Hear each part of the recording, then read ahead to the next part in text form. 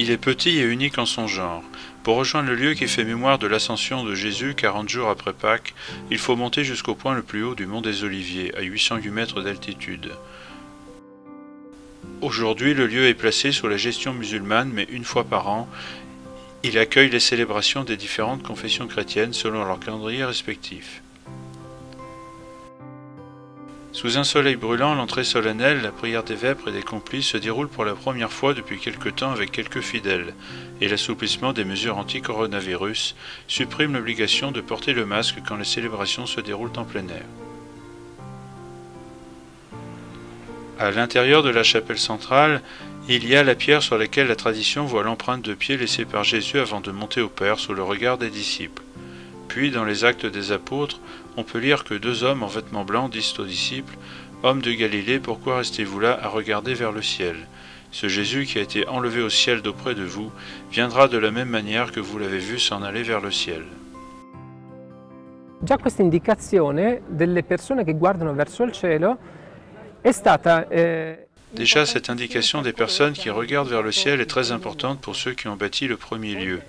En 378, Poimena, noble romaine, fait édifier une première structure, un premier édifice qui avait le toit ouvert. un primo edificio che aveva il tetto aperto. Du premier édifice, il reste bien peu de choses. Après sa destruction, les croisés reconstruisirent l'édicule, le laissant à nouveau sans coupole. Quando vennero qui i musulmani nel 1187, Quand ils vinrent ici en 1187, les musulmans prirent le lieu et pensèrent terminer l'édifice en lui mettant un toit. Mais ils ne savaient pas ce que cet endroit signifiait. Nous sommes destinés au ciel. L'homme est destiné à regarder le ciel pour pouvoir vivre désormais ici, en cette vie, une vie qui peut revenir et devra retourner au ciel. adesso qui in questa vita, una vita che può tornare e dovrà tornare in cielo.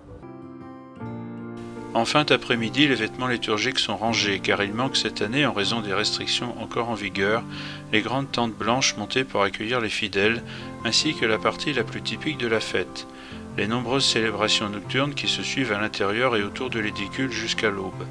Elles sont en partie récupérées le jour suivant dès les premières heures, avec les célébrations du nonce apostolique, Monseigneur Leopoldo Girelli, de la communauté de Getsemani, de la communauté arabe et enfin avec la messe solennelle présidée par le vicaire de la custodie de Terre Sainte. La chose la plus importante que nous devrions demander au Seigneur est celle de continuer à soutenir notre vie, à l'illuminer, à la guider avec la grâce de son esprit, pour que chacun de nous puisse s'acquitter de la mission avec laquelle il a été appelé en servant les frères, mais surtout en rendant le Seigneur présent au milieu des frères. C'est ce que les disciples ont compris ici sur ce mont. C'est l'espérance avec laquelle ils sont descendus dans l'attente de l'Esprit Saint. Impossibilité pour les pèlerins de rejoindre les sanctuaires et les lieux saints a touché un peu tout le monde, a expliqué le vicaire custodial, se référant au moment historique particulier que le monde entier traverse. Mais ce n'est pas pour cela que les gens du monde entier sont absents de la Terre Sainte. Chaque jour, nous nous souvenons non seulement de ceux qui le demandent, mais de tous ceux qui ont besoin d'aide, de soutien. Quelli che chiedono, ma di tutti coloro che hanno bisogno di aiuto, di sostegno.